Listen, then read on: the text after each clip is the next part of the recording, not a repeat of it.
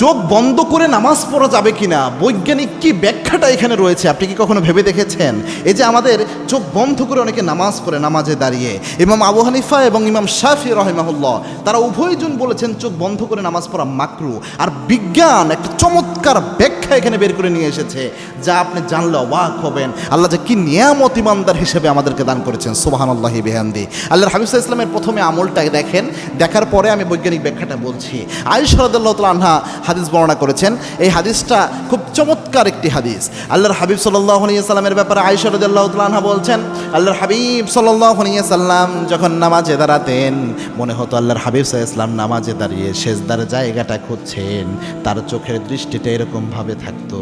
সুবহানাল্লাহ, মানে সেজদার জায়গা খুঁজছেন এমন মনে হচ্ছে, এরকমভাবে তার যে চোখের দৃষ্টি থাকতো, তার মানে সেজদার দিকে তিনি তাকিয়ে থাকতেন। এটা স্বাভাবিকভাবে বোঝা যায়। অসংখ্য হাদিস রয়েছে এই সংক্রান্ত, বিভিন্ন রিওয়ায়েতে এসেছে। তার মানে সব বর্ণনা থেকে এটা বোঝা যায় রসুলের দৃষ্টি থাকতো সেজদার দিকে তাকানো, চোখ খোলা থাকতো। হ্যাঁ, যদি কখনো কারণবশত মাঝে মাঝে একটু বন্ধ করলেন, খুব সুন্দরভাবে তেলাওয়াত করতেছেন, হঠাৎ করে একটু ইমোশন আনার জন্য একটু চোখ বন্ধ করলেন মাঝে মাঝে, এটা কোনো সমস্যা নাই। বাট একদম পুরা নামাজ চোখ বন্ধ করে পড়া কিন্তু মাকরু, এটা গুরুত্বপূর্ণ বিষয়। আর মেডিকেল সায়েন্স প্রমাণ করেছে যখন কোনো ব্যক্তি শরীর সোজা রেখে সে চোখ নির্দিষ্ট বিন্দুতে এক ধাসে রেখে দেয়, তখন তার ব্রেনের মধ্যে একটা মাইন্ডফুলনেস তৈরি হয়।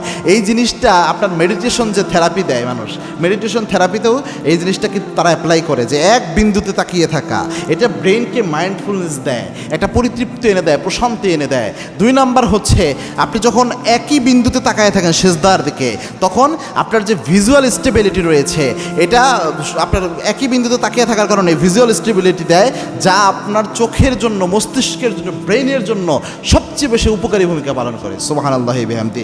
চোখের জ্যোতি বৃদ্ধির জন্য কাজে দেয় নামাজের মধ্যে সেজদার দিকে তাকিয়ে থাকা, এবং মস্তিষ্কের যে সেলগুলো রয়েছে এগুলোকে সতেজ করে, কার্যকরী করে, কাজের মধ্যে প্রোডাক্টিভিটি বাড়িয়ে দেয় এই একটি মাত্র অভ্যাস। সুবহানাল্লাহি বিহামদি। এতগুলো উপকার আল্লাহ রাব্বুল আলামিন নামাজের মধ্যে দিয়েছেন। এজন্য যারা ওই যে আপনারা নামাজ পড়েন না, দুনিয়ার ব্যায়াম ট্যায়াম করে, জিম করে, দেখবেন এরপরে ব্যায়াম করে, হাজার পরিশ্রম করে, কিন্তু 5 ওয়াক্ত নামাজে সে মনোযোগ দিতে পারে না। নামাজ যদি সে পড়তো, এর চেয়ে শারীরিক উপকারের কোনো ইবাদত দুনিয়াতে হতে পারে না।